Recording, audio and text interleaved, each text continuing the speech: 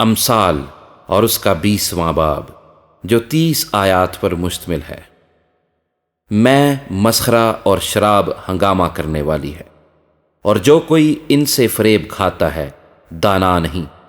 بادشاہ کا روب شیر کی گرج کی مانند ہے، جو کوئی اسے غصہ دلاتا ہے اپنی جان سے بدی کرتا ہے۔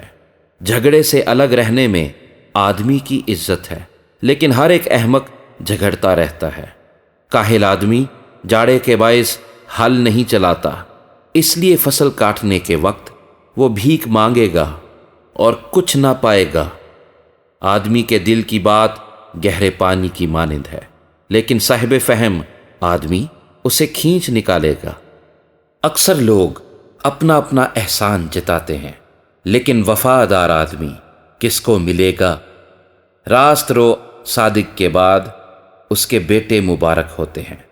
بادشاہ جو تخت عدالت پر بیٹھتا ہے خود دیکھ کر ہر طرح کی بدی کو پھٹکتا ہے۔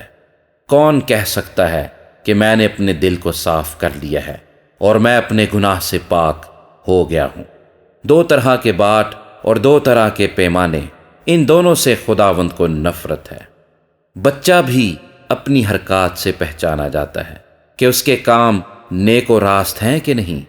سننے والے کان اور دیکھنے والی آنکھ دونوں کو خداوند نے بنایا ہے۔ خواب دوست نہ ہو مبادا تو کنگال ہو جائے۔ اپنی آنکھیں کھول کہ تو روٹی سے سیر ہوگا۔ خریدار کہتا ہے ردی ہے ردی، لیکن جب چل پڑتا ہے تو فخر کرتا ہے۔ زر و مرجان کی تو کثرت ہے، لیکن بیش بہا سرمایہ علم والے ہونٹ ہیں۔ جو بیگانے کا ضامن ہو اس کے کپڑے چھین لے، اور جو اجنبی کا ضامن ہو اس سے کچھ گرو رکھ لے۔ دغا کی روٹی آدمی کو میٹھی لگتی ہے، لیکن آخر کو اس کا منہ کنکروں سے بھرا جاتا ہے۔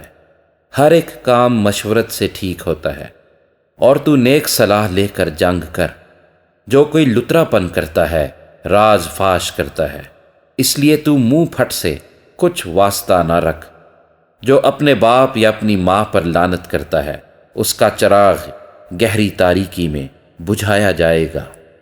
اگرچہ ابتدا میں میراث یکلخت حاصل ہو تو بھی اس کا انجام مبارک نہ ہوگا۔ تو یہ نہ کہنا کہ میں بدی کا بدلہ لوں گا۔ خداوند کی آس رکھ اور وہ تجھے بچائے گا۔ 2 طرح کے باٹ سے خداوند کو نفرت ہے، اور دغا کے ترازو ٹھیک نہیں۔ آدمی کی رفتار خداوند کی طرف سے ہے، پس انسان اپنی راہ کو کیوں کر جان سکتا ہے؟